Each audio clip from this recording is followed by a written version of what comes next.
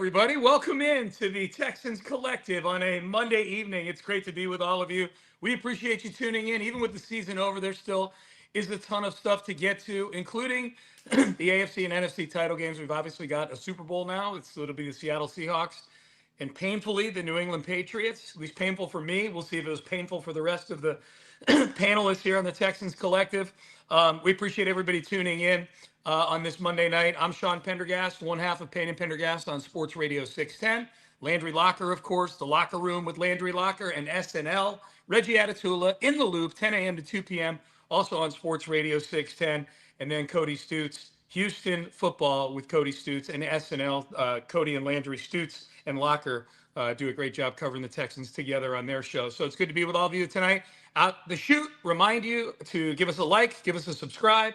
We'll talk about PrizePicks later, but if you want to download PrizePicks right now and use the code Texans, you can see what you get right there. So no time like the present to do that. Gentlemen, it's great to talk to you guys. As always, we've got a Super Bowl, and it'll be New England and Seattle. Seattle started as a 4-point favorite. They've gone up to a 5-point favorite. We can talk. I mean, we've got 2 weeks to break down this matchup and whatnot, but let's start with those conference championship games yesterday. I'm curious about two things.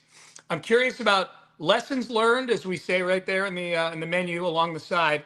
But I am curious, too, how you guys were watching that game through a Texans prism. If you had a rooting interest, if there was anything that, if that game made you feel better, worse, way worse about what happened in the divisional round. How did you guys process all that? Because it was a very conflicted afternoon for me.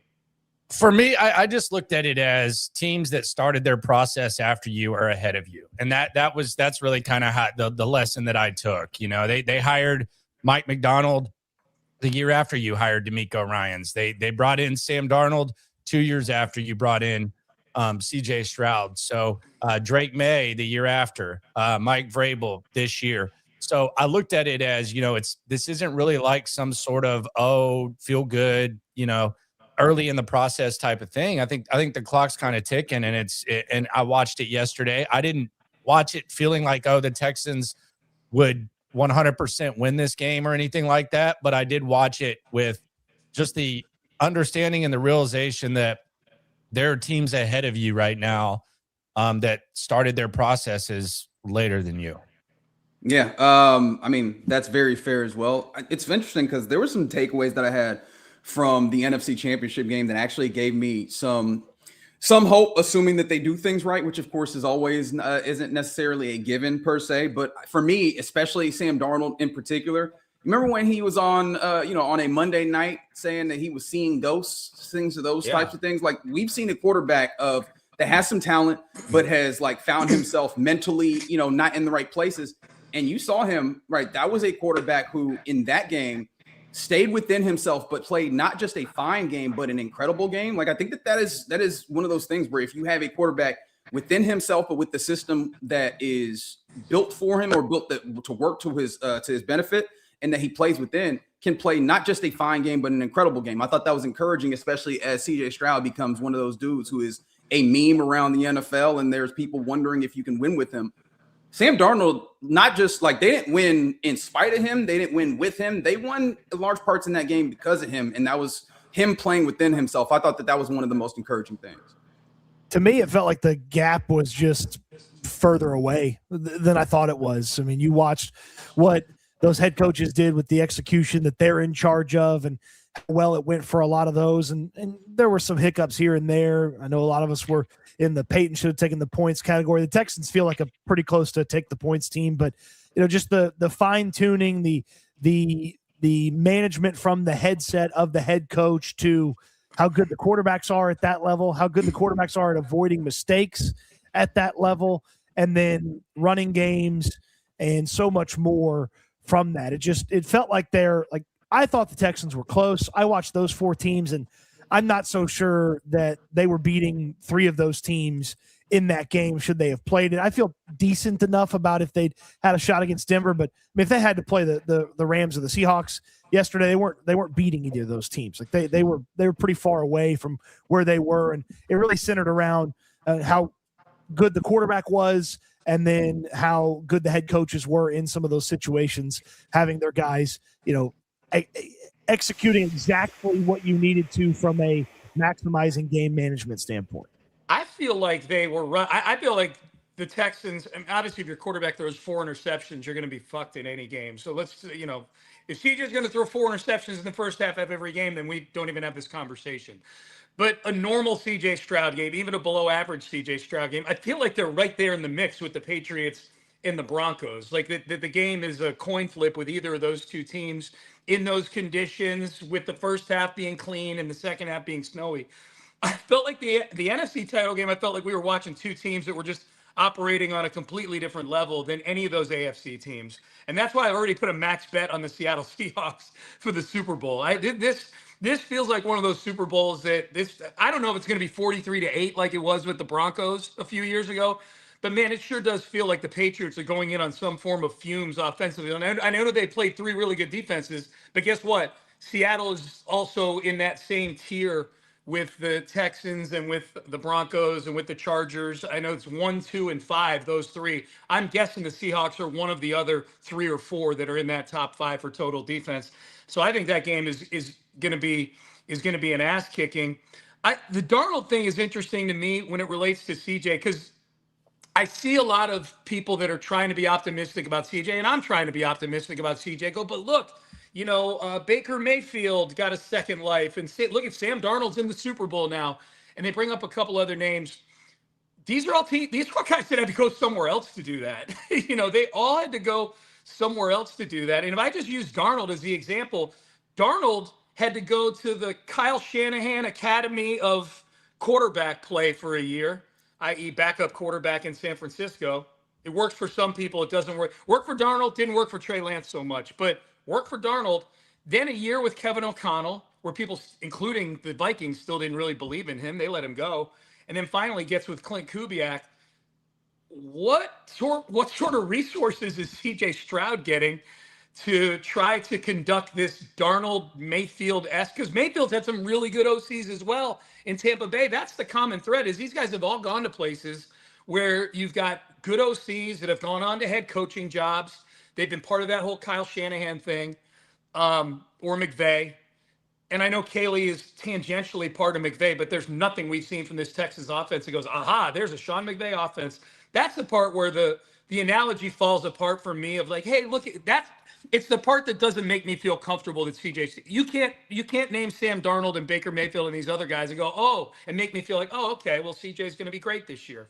And I brought that up for that case, right? That is where you can point to those guys and say that they had to go somewhere else. I think it's because somewhere else was more willing to put things in place to help them facilitate that. I think that is why it is urgent and imperative for the Texans to be aware of what's happening there. Or I guess you could be in a place where you just go find something else and just do it a different place. But it is having a coordinator that knows how to create advantages. Like, that's also the other part of it. Jackson Smith and Jigba is always number one on the game plan. He went for 153 and a touchdown in that, because you have a coordinator in Clint Kubiak that knows how to move him around and get him open and scheme things up. So as much as he's using his individual brilliance to be good, he's also having that schematic advantage. I think those things are the things that you have to look at if you're D'Amico Ryans and the Texans and Nick Caserio, and say, what are we doing to help a CJ Stroud, find his second life like Sam Darnold, and then also, you have to look at that coordinator. I don't think that that's going to be a change immediately, but that has to be front and center of mind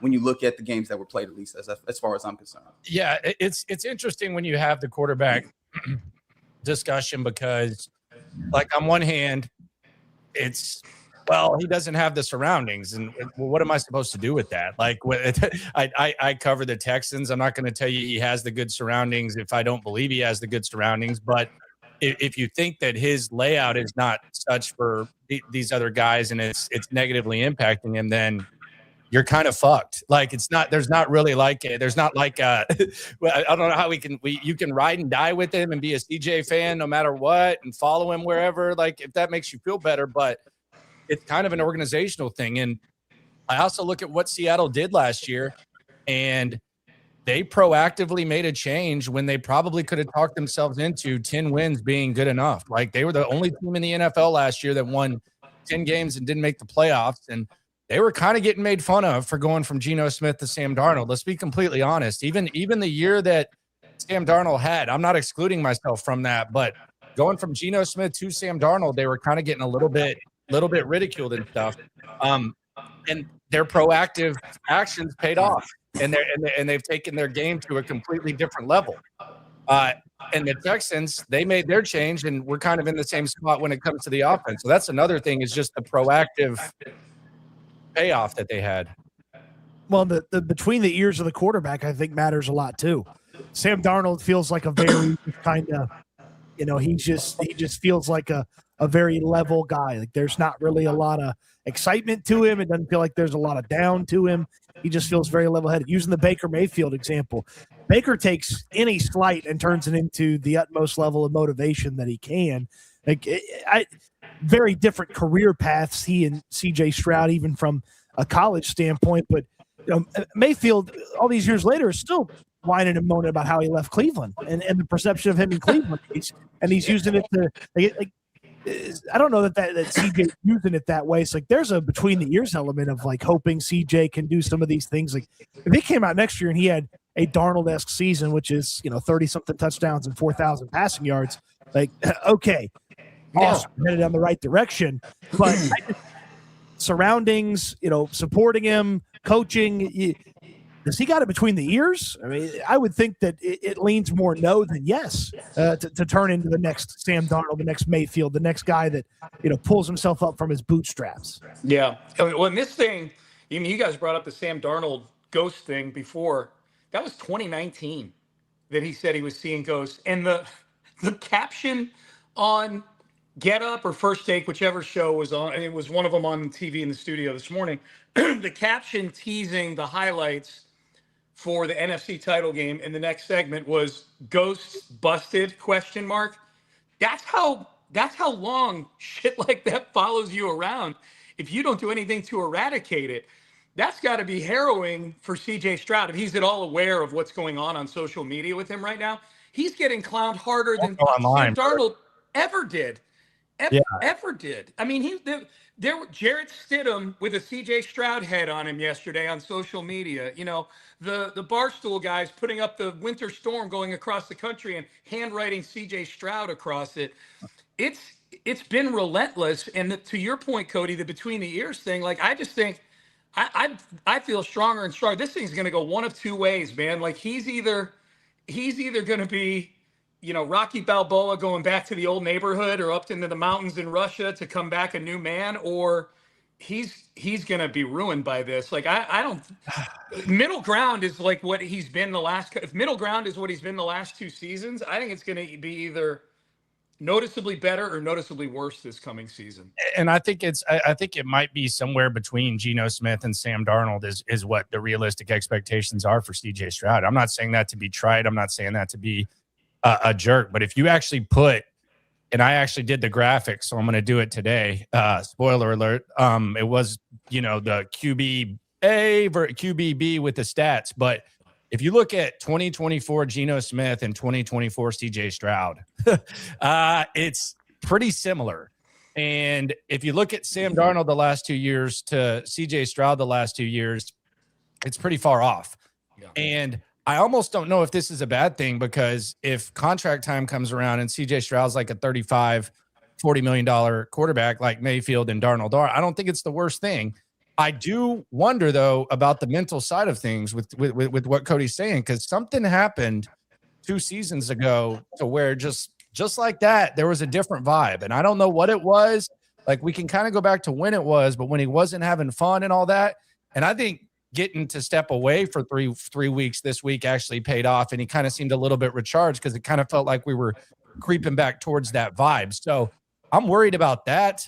I also agree with you, Sean. There is kind of like and I don't know what to do with it, but like there is an undertone when you compliment Sam Darnold to where he's still that shithead that we talked about in 2019. And I like, it's just like there's still almost like, oh, Sam Darnold's doing this when he's kind of proven himself the last 2 years. And I wonder if there's kind of the opposite impact with CJ Stroud, where, yeah, I mean, it was a great rookie season, but as the years go by, like, are we hanging on to that? We should probably let go of the ghost thing with Sam Darnold. I think he's at least proven that. But the question is, do we kind of let go of the stretch of elite play that we saw with CJ Stroud in year one, I think we might be getting a little bit closer to that. And you can still win with that. It's like you can still win. You can win at a very high level at that, especially if the contract is such to where you're able to fill some pieces around him and make him more comfortable. So I'm not saying that to dismiss him. It's not all you have to be a lead or whatever, but maybe that's just kind of where we're getting to. Yeah, and I brought all of this up largely because of that. There's a possibility to win and have your quarterback play at that high level. But you guys have pointed out very, very well, there's a lot more to that. It's not just run it back and it'll come back. There's going to be a lot of work both on the individual level for the player and organizationally. And the question is, are they willing to do that, or are they going to have to ultimately, scrap it and start again and see if he can find that out at a different period in his career? But I do believe ultimately that CJ Stroud can be a quarterback that plays like Sam Darnold at that level. It's just, are they capable, both him and the team, of getting him there? There's also an element of just, in addition to the quarterback and worrying about him between the years and him playing well or avoiding mistakes, there's also like the element of making sure that the things you have around him, which I think we've all said this, were enough to win that game against the New England Patriots, are also, again, enough so that the next time they're in that situation, he can win those games. He could have won some of these games against playoff teams that he struggled against this year. There was enough in some of those games that he could have won those football games. So in addition to betting on him, like everybody else has to be, that's kind of like the thread the needle element of how difficult it is to get to where it is. They've never been able to quite thread the needle. It's gone one way or the other. Sometimes it's injuries. This year it was the quarterbacking. There is a thread the needle element of it as well that you have to bet on and hope for, in addition to the quarterback, which I think we've all determined is the most important element that they got to get right. Yeah. The other thing, watching those conference championship games, boy, I just get, when I watch teams operate at the end of the first half, like pinpoint decision making, I forget which, it was in one of the teams got the ball back with 55. It was in Seattle. They got the ball back with 55 seconds left. They go down and get a touchdown.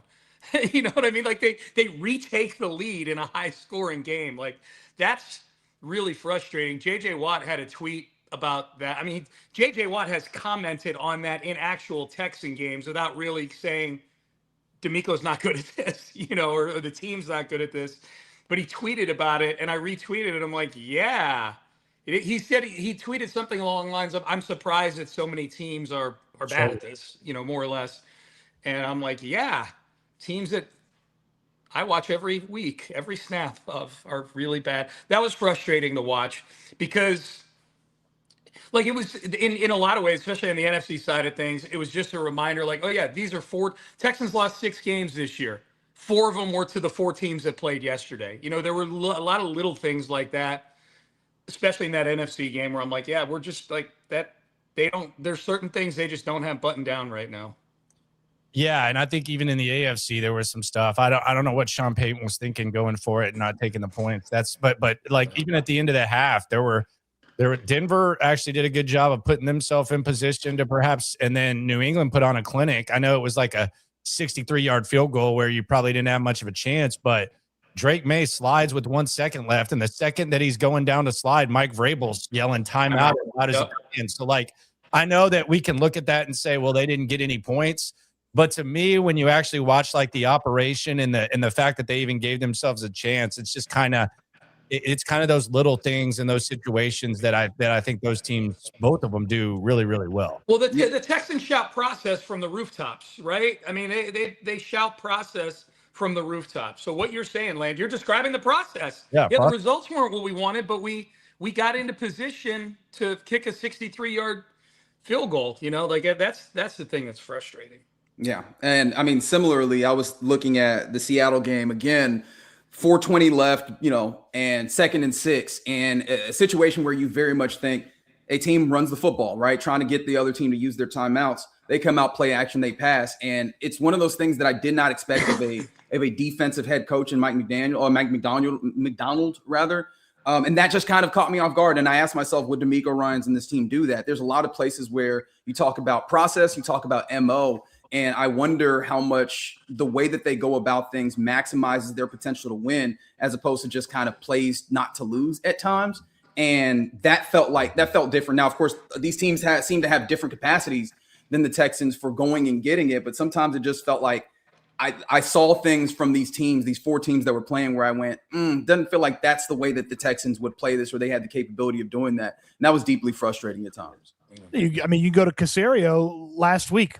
The most important thing is take care of the football. Okay, yes, I understand that to an extent, but you know what the Seahawks did? They put that thing in Sam Darnold's hands and went out there and snuffed out the Rams and gave them, 20-something seconds to try to score a touchdown there? So, that's another element of just the quarterback's got to be good. You got to have faith that the quarterback can do it, and then you got to go ahead and you got to give him that opportunity. And then to further the conversation about some of the things like the D'Amico's in charge, just really small things, when to go for 2. Like Sean McVay kind of got caught with should he have gone for 2 points at some point there in the second half? Like that's something that D'Amico's got to get really good at, and got to make sure that that's always the margins, even with a little bit of an improvement for CJ Stroud, the margins still are going to remain pretty thin with how they've seemingly operate their offense, unless they just, turn into some amazing ground game in the offseason. And because they added a running back and the offensive line, learn how to consistently run block. Like they're going to have still pretty thin margins. And even Denver, and they get into field goal range, quarterback takes a 2-yard sack, guy barely misses a field goal. Yep. It's like that's definitely something CJ would do. Yeah, that is something CJ would do. So we kind of touched on this, but just to hammer it home, and then we'll do PrizePicks here at the bottom of the hour. What do you guys think the Texans would have beaten Denver if they'd beaten? If CJ throws, honestly, if he just doesn't throw the pick 6 in that game, I feel like if he just doesn't throw the pick 6 at that moment in the game unfolds differently. We don't need to re-adjudicate the New England game. But if the Texans are in that game instead of New England yesterday, what are the chances they win that game? What do you think the percentage chances are they win that game? I would say they don't, and the reason is just the way that Drake May played. And I know you look at the stats and say it sucked. I think he had 6 first downs using his legs. He had the touchdown running the ball. I don't think that that's an element of CJ Stroud's game that he would be willing to use if the situation called for it. I mean, I think he finished with 30 yards since his return, I think 8 games or whatever. So I just don't, I don't think that, I think his unwillingness to use his legs, I just don't think they win that game. I don't think they're going to be able to run. I think it looks somewhat similar. So I would say no. Yeah, the big problem I have is I don't know how the offense goes against that defense, especially in those circumstances. The one thing I keep thinking about, though, is Jarrett Stidham, as good as he played for a backup, there was a lot of times where he's like dropping back too far and allowing those edges to come out and pinch him. And I'm like, what happens if that's Danielle Hunter and Will Anderson Jr.? Like, are we talking about another ball out? Are we talking about scooping scores? Because I do think that that's a possibility. But again, I think that therein lies some of the issue here. Yeah, they can maybe do that, and ultimately you don't care. But again, this is so much inclined towards, can the defense score you touchdowns? Like, that is the place that my brain went to in a hypothetical situation of if you could win this football game, which I think is uncomfortable in and of itself. Yeah, I feel pretty confident the Texans would have allowed 7 points to Denver and not much more. Maybe a couple opportunities to kick field goals at some point. I just don't know that they would have been able to score enough. The run game had disappeared against New England, and I suppose if we're thinking they would have won, that maybe that run game would have showed up. But there's just the propensity for Stroud to make a mistake when the weather was okay. Now the weather's awful. It's the Denver Broncos. He already had like a little bit of a different approach, different feel post-concussion. That's the team that gave him the concussion. Yeah. It doesn't feel like the QB would have been good enough to really get that done. I would have loved to have seen the Texans defense play in that weather, but I don't know if the QB gets it done and the offense gets it done. Also, are we sure that Nico Collins plays in that game? Seeing as he didn't do anything the week prior to the Patriots game? He flew to the Patriots game, which I think says something, that he got on a plane. And I think they even said if he had one more day, he would have. If you're on the sidelines, you're pretty far along on protocol. Yeah. It's a weird. No one can tell you exactly what concussion protocol is. It's fucking weird. Like you can try to talk to people like, It's really weird, but I think the one thing that I've gathered is if you're on the sidelines and you're able to fly, you're pretty far along in the process. Yeah. I think if the scenario the Texans winning that game, because I agree with everything you guys said about the offense, would be does the Texans defense create more high impact plays than the Patriots did? They created the one that got them the short field, that got them their only touchdown. So it's kind of playing into what Reggie was saying. Like this, Danielle Hunter and Will Anderson collectively are a different animal. Do they create another short field, some better scoring opportunities? Do they score themselves, in that game? I feel strongly they're a better defense than the Patriots defense, even though the Patriots defense has been very good this postseason. So that would be my big variable in that game, would be can the Texans defense go score for you in that one? So yeah, there was something else I was thinking of as you guys were talking, and I can't remember what it was, but if it pops into my head while we're talking about PrizePicks, then I'll reset it. But it's for now, also, Sean, it's also a disgrace that weather decides a football. Oh yes, get on your soapbox, big dog. It's pathetic. Honestly, it's a joke. Like it just doesn't. It shouldn't be a thing that should decide a football game like that of that magnitude. It's just silly. It was well, you're starting to get your wish more and more. I hope, Landry, that you're still alive one day when all 30 NFL stadiums have a roof on them. If you want to, I don't think I will be. If you want to build one, it has to be a retractable option. If not, no stadium. If not, you lose your team, disbanded. Bye Bills. We're disbanding the Bills. Bye Bills. Y'all We're trading up. We're trading up for the first pick in the dispersion draft for Josh Allen. Oh, I remember what it was. When we were talking about the whole Sam Darnold, CJ, when you were talking about the running element, Landry, with CJ and him not running, I think that's the other thing. If we're going to do these comparisons to these other reclamation project quarterbacks, how many of them had 2 concussions in a 2-year period? That seems to have affected their game to some degree. I looked it up. Sam Darnold was in concussion protocol one time in his career, and he actually came back and played the next week and didn't miss a game. CJ's had 2, and he's missed 5 games collectively over that, 2-year period there. So I think that's another thing. That's kind of like the silent variable in all this. But like the fact that he was 19 carries for 20 yards in those last 6 games of the year is disturbing. So, just need to get those Patriots doctors to tell him he's okay. We need more rogue neurologists. Yes. I do also think they might need the Patriots coaching. Like Drake May does such a good job escaping forward. It's a small thing for a young quarterback, but he is rarely running right and left. When it is time to climb, he climbs. When it's time to escape, it is up the A gap. It is gaining yardage, and I think that is notable as well. Middle. They were whole offense. that up yesterday about how much he was running up the middle, like compared to other guys. Yeah, it's impressive. It's impressive to see what Vrabel's done in a short time. Not pretty, but it's impressive. I know we can talk about the schedule, and that's been kind of one of the questions. The Texans against playoff teams this year, I mean, it's not great. Yeah. And they lost to all 4 of those teams yesterday. So it's impressive what they've done. McDonald, too, all of them. Yeah, I mean, but look, they go beat Seattle. I mean, they're really at a stage now where like the whole schedule thing is like,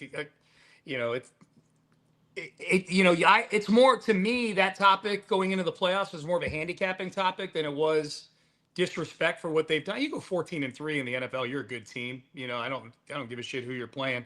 But if you're playing lesser opponents and you got a point spread you got to worry about, like, oh, okay, well that factors in. But fuck it, they're in the Super Bowl now. and as we talk about like weather and winds and where games are, it's worth noting the Texans won the most games they have under DeMeco Ryans and went lower in the seeding by doing so. So yeah, if you don't ever want weather to be a factor with a quarterback who in some less impressive weather situations has had some bad performances, you're going to have to be a whole lot better. Yep, win your games. Yeah, don't let Baker Mayfield leak out on 4th and 11. That shit comes back to haunt you, man. All right, Cody, PrizePicks time, baby. Let's go. PrizePicks, you see it right there on the bottom. Use the code Texans when you get signed up. You're going to play your first $5. You get $50 in bonus lineups added right to the equation. It's just simple predictions that you're going to make. You're going to make predictions on things like more or less passing touchdowns, receiving yards, various things like that. We came up a little bit short because the Broncos offense never really got going, and Drake May didn't make the mistake I thought he was going to make, but you could already get in the final NFL game of the year. They do basketball, they do baseball when it gets here. If you're a hockey guy, you can get in on that. So there's plenty of ways that you can play a PrizePicks. I know, Sean, you've played it a ton. Landry and Reggie have had a lot of fun with it. And it's more or less, you put a couple predictions together, you get them all correct, boom, 5 times, 10 times, sometimes 20 times your entry. I was going to text you guys yesterday when Cooper Kupp went over when he was more than 29 and a half yards, just to see who would say you're welcome to me, you know? I wish I would have remembered that, because I don't even remember what Kenneth Walker's reception number was, but I felt like he did a damn good job catching the ball. It was 36, and he had over 40. Hey. So, I had Stidham, and we were way above pace until Mother Nature. That bitch. At 188, he was on it, and then I think Ingram needed 2 yards. I don't even know if he got another catch. Yeah, so it was pretty close. Okay, it was pretty close. Yeah, and then I would have boned this with the Drake May. I thought for sure he was throwing an interception. Yeah, I would have thought so too. Damn. But yeah, so it's especially since he kept trying Patrick Surtain too. What was he doing? Exactly. Yeah. They were, I mean, my God, they were almost trying to pick on him or something. I don't know what was going on there. It's the old walking to the first day in the joint in the Bing, swing on the biggest dude. I think that's what they were trying to do, right? Yes, yeah. Nobody was taking Surtain's pudding that day. I think they were trying to say, Booty, you got Stingley. Let's see if you can keep it. Give you a nice little 2-piece combo. There you go. But even with the game over a week away, we'll still have PrizePicks entries for you. Just be watching on the community page here for the channel. We'll put them up each and every week, and we may have to venture into the hardwood this week unless maybe some Pro Bowl things pop up for us here in the near future. Oh, Pro Bowl, more than on the potato sack race or whatever the hell they do with that thing. Like a backyard barbecue. Hey, by the way, you guys saw Shador made the Pro Bowl. Did you see that? Yes. Snoop How you gonna talk about him and not Caleb Bullock though? You know what I mean? Oh yeah, Bullock. Well, and Lassiter too. I feel like those are the ones that we should say on this program. But you're right, Shador. Is Shador, he bringing down the property values on this though? You know what I mean? Like, is that? The reaction to Shador is hilarious, just because you got the people that are really angry about it. I don't give a shit either way. You got the people that are like really like upset, like how many quarterback. I was just curious, like how many guys they asked before they got to Shador, just out of curiosity. And then you've got the other people that are acting like this is a real Pro Bowl like designation for Shador. Like he's the first Pro Bowl since blah blah blah blah blah. I'm like, what are we doing? They're clearly like down to their 9th guy, whatever. Huntley made it that one year or whatever, like as an alternate. It was like yeah. Is there a way for us to designate like true Pro Bowlers and replacement Pro Bowlers? Because I am like entirely out on using this as any level of accolade for any level of arguments. That used to be like the go-to. Oh, he's a 6-time Pro Bowler, like, but now it's just like, okay, I don't even know what to make of it. And then it's like, okay, so I like Kamari Lassiter. I think he got snubbed. I think he was their biggest snub. Right. Like, you were a replacement now, so it's like it's that way the same as not being a replacement. It is kind of tough to keep up. Oh, it will be on social media. I'll tell you that. When the Texans are posting things about Kamari, it'll be Pro Bowl cornerback. When Aaron Wilson posts anything about Kamari, he'll say Pro Bowl cornerback Kamari Lassiter. That's right. And he'll tag the agency. Yeah, man. You can't take it away from a blade of grass at the Pro Bowl. Aaron Wilson will have that for you. He will get that designation in there, man. It's like the TMZ. It's always a star player. It's star our player. Basketball player. Mama 2 weeks on the practice squad. He's a star. I can't wait for next year when it's 2-time All-Pro Derek Stingley. That's right. Yes. Oh yeah, on those tweets. Yeah. Do we have any super chats, Cody? We do not. Okay. All right. Well, let's keep it moving then. All right. Let's talk about changes that need to be made. We've had a week and change now to process this whole thing. And obviously we've got a whole offseason in front of us here. So let's start in. Do you guys think I want to start with the coaching staff because I'm seeing Gerard Johnson get some interviews now for offensive. He's got an interview with I think Miami for their OC job. He didn't get it. Slowik did. We haven't talked about that. We maybe should talk about that in this thing here. But he's interviewing for the Philadelphia one. My feeling with Gerard, and I like Gerard, but my feeling is I hope he gets one of these jobs because I feel like there could be a shakeup on the offensive staff. Yeah, I'm with you on that. They need to figure something out. I think that the changes that they need to make, they need to take the running back position serious. Like they really do. Like it's time. Like regardless of where you sit on the CJ Stroud discussion, like it would be in their best interest to put together just an arsenal of backs at this point. Because it did feel like most of the teams yesterday, they've kind of mastered the art of the dual running backs being used, and some of them are even using more than two. So that's where I think they need to really take it serious. And now I'm sure Caserio would say, well, Joe Mixon got hurt. We didn't expect him. Buddy, you also let Dameon Pierce linger around for 4 years, and Dare Ogunbowale has been on the roster for a half decade. So like, let's start treating the running back position a little bit more serious and start trying to, whether it's guys that can catch the ball, guys that can run the ball, both. They're going to have to do that, regardless of who is or isn't coaching. I'm with you on Gerard, too. Yeah, and the Gerard thing, it makes me wonder, as much as I also like Gerard, I wonder, is that just any openings that happen underneath Nick Haley? If you are committed to Nick Haley, can you bring in somebody that can help him and add into what the schematics of this thing are? And if that has to be a different quarterbacks coach who is young and up and coming, but brings some level of freshness rather, and some ideas, I would be interested in that trade-off. Running back wise, I also think that you're right because, again, looking at the, I'm going to lean heavily into the what we saw this week, which ends up being sometimes a stumbling block at times, but so be it. Kenneth Walker was cold, buddy. His numbers did not fully tell the story of how cold he was. No. I have watched over and over him finding a defender in the hole and making that dude look stupid and running past him as if it was some level of cartoon, right? The high level, RB1 that you had in Joe Mixon last year where he was making something out of nothing, you still need that, especially if you were going to be committed to the way that you played this year, if you're going to be committed to Nick Haley, that, and I will also take the low-hanging fruit, which might be unfair because I think this might be where Cody Stutes is going. The offensive line got to change. You got to be able to move dudes. Like it just has to happen if this is the way that you want to play football. By the way, you know who likes Walker too? D'Amico. Oh yeah. Open the bank. There have been big Walker fan. I think there's probably only been two players that he's been more verbose in his praise of an opponent than Kenneth Walker. And I think Jeffrey Simmons and maybe Byron Murphy are the two that he said more nice things about than Kenneth Walker. But I think he went for nearly 90 seconds on Kenneth Walker ahead of that game. And never even mentioned Charbonnet. That's when they were using both of them. Obviously, Charbonnet's been hurt. But that's when they were using both of them. Novel concept, two running backs. Blake Corum and Kyron Williams getting things going for the Rams yesterday. I mean, I would echo all those things. I think the big one for me from a coaching staff standpoint is any other position, if the player had not progressed, if there was not a clear upward trajectory, it's pretty easy to say, if we're not changing the player, we're going to change the coach.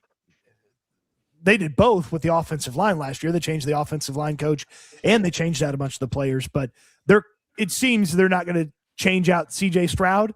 And so with that, then something else needs to change. Doesn't feel like they're changing the offense. Doesn't feel like they're changing the offensive coordinator. They're going to put some, hopefully some more stuff around him, but the guy that's in charge of coaching him and just seeing some of the things that were there a couple years ago and now aren't there.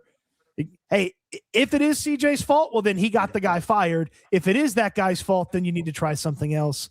And I'm ready for somebody else to be closely associated with the quarterback coach role and see if that improves CJ Stroud and you get something headed in the right direction where you feel good about the quarterback. Kenneth Walker had a really deceptive box score yesterday because we do the acknowledge me segment. And in my mind, as I was putting it together Sunday night, I'm like, well, got to do Darnold. Got to do Jackson Smith and Jigba. Got to do Kenneth Walker. And then I like to have the numbers ready for each of them when we acknowledge them on the show. And it's easy to, you look at, Darnold, 346. He was great. Jackson Smith and Jigba, he could have shut it down at halftime and he would have deserved to be in that segment. And then I like Kenneth Walker. I'm like, shit, 19 carries for 62 yards. I know he had 4 catches also for 49 yards, which is, I don't want to just dismiss that. But man, it felt like every run that he had, if it was blocked for 1 yard, he got 5 yards. If it was blocked for 5 yards, he got 10 yards. I got to go back and watch and see how he only wound up averaging 3.3 yards per carry. I know he got tackled in the backfield a few, like they strung him out wide a few times, and he just couldn't turn it upfield. And I guess you have enough of the, you have 3 or 4 of those, and that'll drag your total down real quick. He's really good, man. I love hearing that, what you guys were just saying about D'Amico. I didn't know that there was that love affair with Kenneth Walker, but I share the same level of urgency that you guys all do about them needing a frontline back, because I think you're going to get a better version of Woody Marks too when you do that. It's almost like you're picking up 2 guys by doing that, because now you can use Woody Marks the way he was meant to be used, which is 8 or 9 carries, change of pace, or the big thing is a few catches out of the backfield, use him as a receiving threat, hopefully. So yeah, I'm with you guys on that.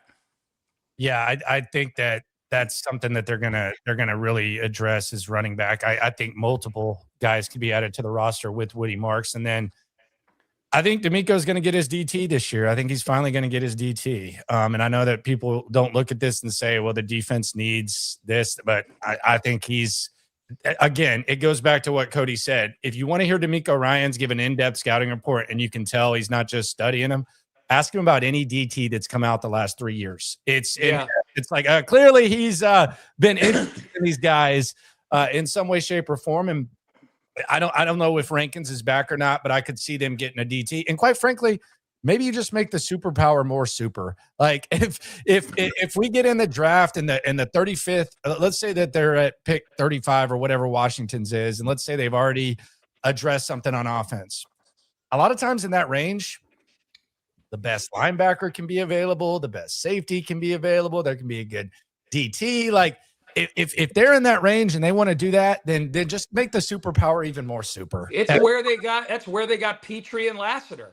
I mean, Petrie was the 37th pick in his draft, and Lassiter was the 42nd pick in his draft. Like I love that idea. I love, well, especially because, and this is something we talked about last week, they are not going to be as healthy on defense next year as they were this year with their key guys. They just won't. It's almost impossible to be as healthy as they were this year. So I think drafting into a strength like that is some good insurance for that. And especially on the defensive side of the ball, because in the defensive line, you rotate anyway. So whoever you take there is going to get on the field. And then the secondary, and to a degree, the linebackers, but especially the secondary these days is so fluid that, there is an element of get our 5 best guys out there in nickel, that kind of thing. If you have versatile enough guys out there, guys, Kamari Lassiter can always come in and cover the slot, although I don't know that I would do that. I'm just saying guys have those different skill sets. And if you want to get your best guys out there, I'm with you on that, Landry. That's a good thought on drafting into a strength. It's fun. I actually watched a couple mock drafts on YouTube today, PFF guys and whatnot, kind of just doing team mock drafts. And I got excited watching who some of the guys they thought would be sitting there at, 28. I mean, we know the Texans won't stay in these spots. They're going to move around probably. But I think they're 28, 39, 59, something like that. And then they have the Giants 3rd round pick, which they've got like 4 picks in the top 70 or something like that.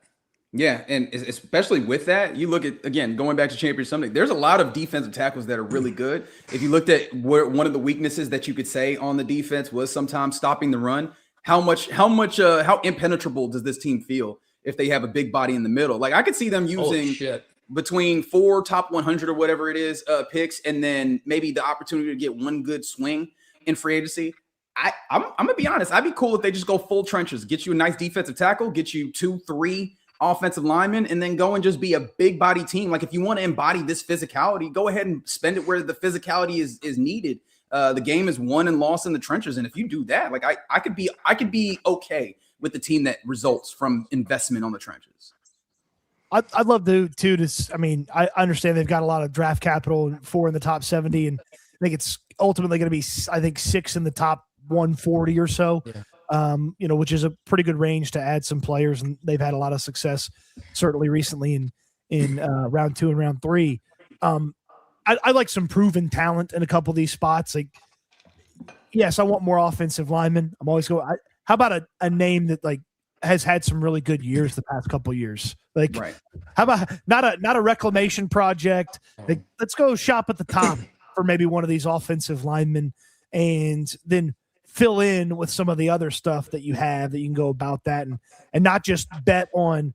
Well, I hope Trent Brown's knee feels okay by about midseason, and we can insert him to the tackle spot. That'll all work out. And then maybe when that guy's not in the lineup, your whole offensive line doesn't fall apart because it's all bet on 30-plus-year-old Trent Brown coming off a serious knee injury.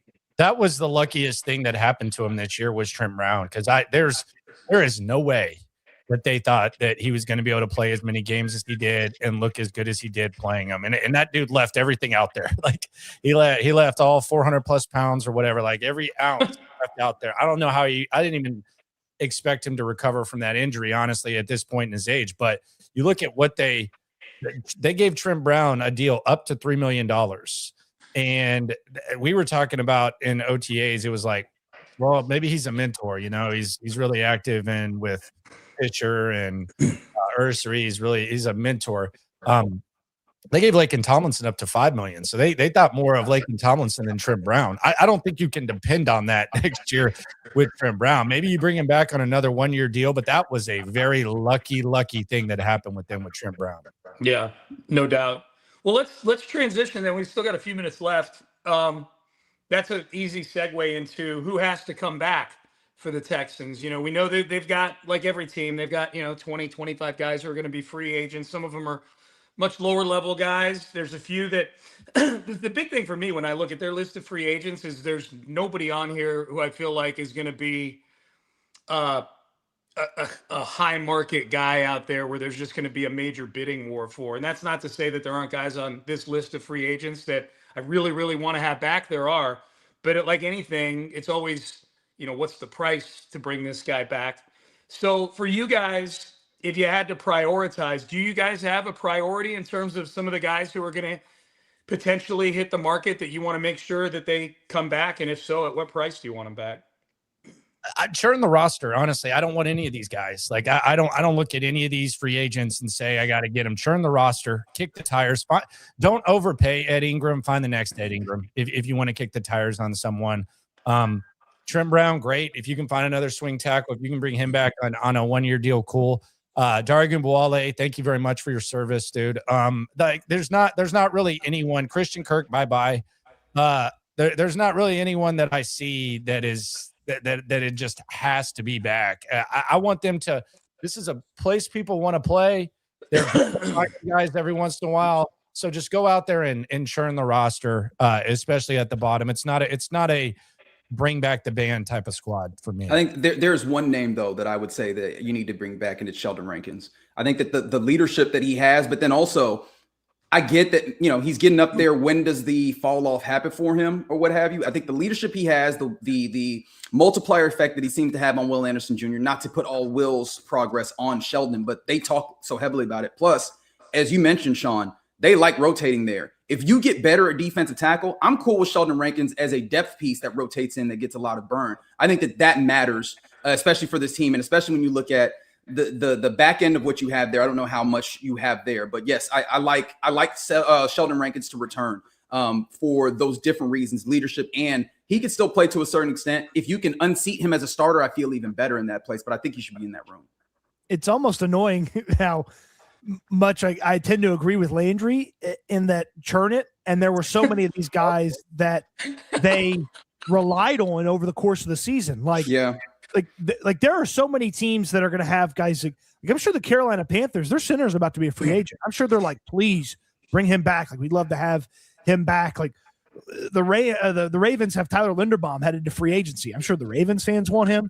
And then basically any team that has a center vacancy or their center's not very good, their fan base is going to hope that Tyler Linderbaum ends up on their team. And it's like, we're sitting here and it's like, yeah, Ed Ingram starting right guard for the entirety of the year. Who cares? Get the next Ed Ingram. Trent Brown, best right tackle they had all season long. Who cares? Get the next Trent Brown. Like so many of these guys that they relied on. And it's just like, yes, there's lots of pieces of the roster where like, I really like the situation they're in, but it's like, some of these guys, there could have been just a little bit more overall talent in some of these spots, right? And even then, like, some long-term solutions as well. Like, I would love for this team to go through free agency or the draft and know, hey, we know 3 of these 5 spots on the offensive line for the next 3 seasons are this guy, this guy, this guy, as long as they're healthy. Like, they have one guaranteed starter in the spot where you know he's going to play next year on the line. Like, we know Ursery's the left tackle. Yeah. We know Titus is going to be a part of it, but where's Titus playing? Yeah. You know, so like, some long-term solutions would be nice too, especially if, you know, you don't feel like it's a crazy price, because stuff's about to get very expensive here in the next few years. Yeah. The only 3 names I wrote down is to bring you guys back. And keep in mind, this is bringing them back at basically the same price that you had them at. You know, maybe the cost of living bump that you get, like, you know, when you sign a new contract 2%. somewhere. Yeah, you're 2%. Yeah. But Sheldon Rankins was definitely one of mine. That was a great signing. 1 year, $5.25 million, whatever, you know, up to 7. I like the role Derek Barnett has kind of carved out on this team as depth on that edge, you know, for 20 or 22% of the snaps. Like, I think for the number of snaps he gets, he makes a really solid proportional amount of plays out there. So, and again, he was 1 year, $5 million. Do 1 year, $5 million again. I think he's at that stage of his career probably too. He was drafted in like 17. So he's probably, you know, somewhere where he's, you know, he feels like he likes playing in this. I hope he feels like he likes playing in this defense at a good price. And I would bring Tommy Townsend back too as the punter. He's a solid punter. I would bring him back at the same price. You guys made a stink face. Yeah, me and Cody made the same face. I have something here. I'm in Mobile this week for the Senior Bowl. Oh, okay. And I'm getting finding a punter. I'm getting my credential today, Yeah. and somebody was picking up the Texans credentials, and they left some out. They said, these 2 guys didn't get credentials. We need you to print them for us. And it was Cole Popovich and it was Frank Ross. And 2 years ago at the Senior Bowl, Nick Caserio, while 7-on-7 and some team stuff is happening on one side of the field, Nick Caserio sat there on one end of the field at the Senior Bowl and watched Torrey Taylor punt for 25 minutes. Yeah. And I'm sitting there and I'm like, okay, Tommy Townsend's a free agent. Brett Thorson, the Georgia punter, the Ray Guy Award winner this year, he's at the Senior Bowl. Have my eyes on you, Nick Caserio. And if Frank Ross is hanging out there too, maybe there is no Tommy Townsend. Maybe they're thinking punter in the draft. Yeah. I'd be fine with that too. Like, I'm not standing on the counter for Tommy Townsend. 7th round punter, baby. Let's go. Like, he was like $3 million. Like, he was solid enough, you know. So that was the only other one I wrote just like down. it because he has hair, Sean. I do too. He seemed like we had him on the post game show one time. He was a nice guy. I liked him. What was that? Preseason. Yeah. Preseason. 3rd preseason game last year. Yeah. No. Hey, he was player of the game, baby. He did win a player of the week award down the stretch in one of those games. I forget which one. Yes, I didn't know they were doing you like that. Normally, you're like, hey, we talked to so and so. Okay, that's the preseason. No. Yeah, big part. The 3rd preseason game is fun because Omar will text me and he'll be like, "Hey, man, half the guys playing this game are going to get cut tomorrow. You know, half of them are going to get cut. You know, half are going to get cut. We'll never see them again. There's another chunk of them that are going to get cut and brought back on the practice squad." And then there's like these 4 guys that'll be on the team and on the 53. And it's always Kaimi, whoever the long snapper is, and Tommy Townsend, you know, the punter. So, yeah, so that's what that was. Am I being too harsh in saying that Tommy Townsend feels like he outkicks his coverage too much when he doesn't shank it? Yeah, no, he did a few times. Like, teams got big returns against the Texans on some of his really long punts this year. Quantitatively, I have no idea how often he did it, but he did do it. I know that. I did not know Reggie hated Tommy Townsend, but it's not actually hate, but I've noted it to the point where nobody else notes anything about the punter, so it feels like hate without question. So I'll hold that if it needs to be that. But I was like, hey man, you got a big leg, but you know, I feel like we got to do it right at times. You know? Oh my God. Welcome to the Texans Collective with the punter guy and the O-line guy and Sean and Landry. Yeah, yeah, yeah. Hey, before we get out, I mentioned it earlier, but I think it's worth mentioning, and I think there's probably people listening that are curious thoughts on that. What are your guys' thoughts on Bobby Slowik getting another shot in Miami? What'd you think when you saw that? Good for him. Happy for him. Always liked him. I had to grill him probably more than most, but I always respected that he answered the questions to the best of his ability, even if he made himself look a little silly at times. And good for him. Like you get another opportunity. We'll see how it goes. Cool. Yeah, I hope that his return to working under Mike McDaniel helped him progress like his schematics as well, because that's going to be necessary. Also, hey man, that's another offensive line that I don't view all that highly. If we're talking about that being one of the undercurrents or like the things that undercut his success here in Houston, I don't know. So best of luck, especially seeing as that's Jeff Hafley. He's going to let Bobby Slowik handle his side of the football. Best of luck, sincerely. Like, because I did not think that he was going to be bad over the entirety of his career, but it felt like it was just early and he had not progressed far enough. I hope that he found that level of progress in a year, because he's going to need it. You go out there and you fix Tua Tagovailoa, and you're going to get head coach interviews probably somewhere. You think they fix him? You think he's going to actually go with Tua, or you think they're going to go somewhere else? I don't believe that Tua and Bobby would be a successful duo. I don't believe in Miami as a whole right now as a franchise where they're going. But I mean, Bobby Slowik, it's the Jets, but Bobby Slowik got a head coach interview and got fired a week later. So it's like, I mean, he's been through the head coach cycle a couple of times. I know there's going to be fewer jobs a year from now. There was 10 jobs this year, whatever it was.